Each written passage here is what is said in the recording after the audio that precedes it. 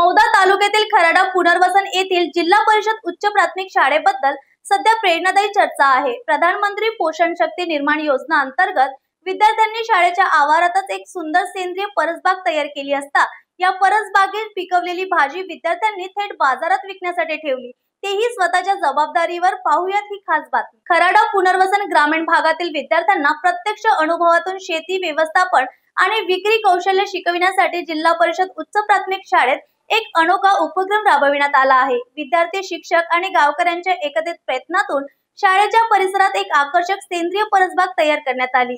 या परसबागेत वांगी, मिरची, टमाटर, कांदे, आलू, हळद, मेथी, कोथिंबीर, चवळी भाजी, केळी, मुळा, दोडके, शेवंगा, निंबू, कढीपत्ता, पेरू, सीताफळ, पपई, आंबा अशा विविध भाज्या आणि फळ झाडांसह गुलाब, जास्वंद, झेंडू, शेवंती अशी फुलझाडेही फुललेली आहेत। यातील ताजे टमाटर, मिरची आणि कांदे विद्यार्थ्यांनी स्वतः काढून क्रमाने स्वच्छ केले आणि खराडा बाजारात विक्रीसाठी नेले। किंमत ठरवण्यापासून ग्राहकांशी संवाद आणि व्यवहारापर्यंत सर्व जबाबदाऱ्या विद्यार्थ्यांनी स्वतः पार पाडल्या। या उपक्रमामुळे विद्यार्थ्यांचा आत्मविश्वास वाढला असून प्रत्यक्ष शिकण्याचा हा अनुभव त्यांच्यासाठी जीवनातील मोठा धडा ठरत आहे, अशी प्रतिक्रिया पालक आणि गावकरी देत आहेत। न्यूज एक्सप्रेस साठी मौद्यावरून लक्ष्मण मदनकर यांची बातमी।